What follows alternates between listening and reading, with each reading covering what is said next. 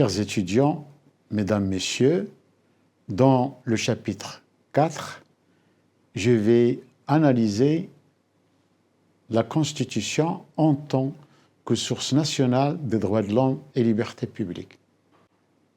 La Constitution est la source nationale suprême de la protection des droits de l'homme et libertés publiques. Elle se situe au sommet de la pyramide législative. Par conséquent, toutes les lois, les décrets et les règlements doivent se conformer aux dispositions constitutionnelles supérieures. En effet, l'harmonisation du droit interne avec les conventions internationales est un principe constitutionnel explicite régi par le principe de la primauté des conventions internationales ratifiées afin de rendre le droit interne une source nationale des libertés publiques.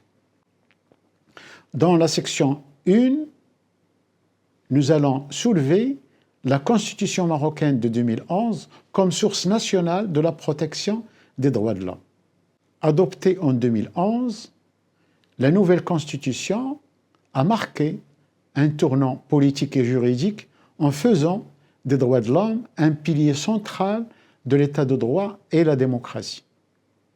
Cela dit, la Constitution marocaine de 2011 a marqué une évolution majeure par rapport à celle de 1996. Elle dispose de 22 articles relatifs aux droits fondamentaux contre une liste plus limitée en 1996. Dans ce sens, la version de la Constitution de 2011 a apporté plusieurs dispositions nouvelles qui s'inscrivent dans l'attachement du Maroc avec l'universalité des droits de l'homme et qui ont été ignorées par l'ancienne version de la Constitution de 1996. Premièrement, nous allons nous arrêter sur l'évolution du champ des droits de l'homme.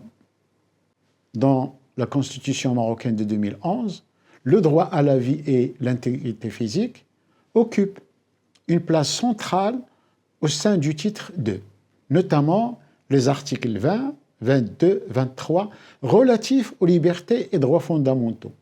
Dans le droit à la vie, en vertu de l'article 20, la Constitution dispose que le droit à la vie est le droit premier de tout être humain. La loi protège ce droit et c'est la première fois que ce droit est explicitement inscrit dans le texte constitutionnel, ouvrant souvent le débat sur l'abolition de la peine de mort. De plus, l'article 22, relatif à l'interdiction de la torture, stipule que nul ne doit infliger à autrui, sous quelque prétexte que ce soit, des traitements cruels, inhumains, dégradants ou portant atteinte à la dignité. La pratique de la torture, sous toutes ses formes et par quiconque, est un crime puni par la loi. En revanche, l'article 23 est relatif à l'interdiction de la détention et l'arrestation arbitraire. Il dispose que nul ne peut être arrêté, détenu, poursuivi ou condamné en dehors des cas et des formes prévues par la loi.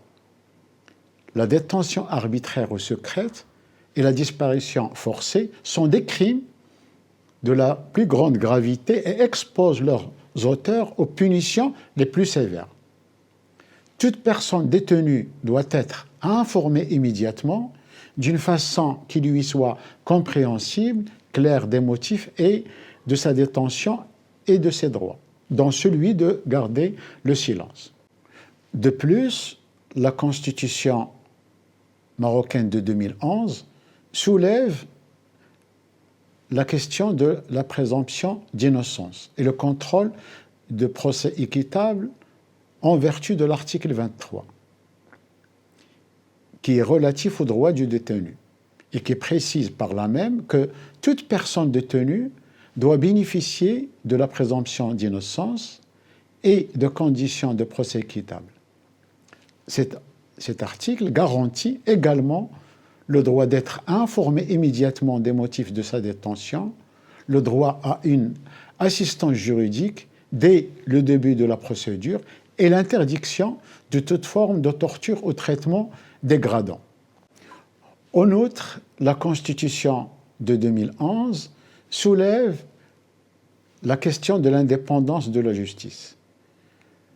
La dite Constitution a reconnu, en vertu de l'article 107, pour la première fois, la justice comme un pouvoir indépendant au même titre que les pouvoirs législatifs et exécutifs. Cette reconnaissance constitutionnelle du pouvoir judiciaire, régie par le titre 7, rompt avec l'ancienne version de 1996 qui considérait la justice comme simple autorité.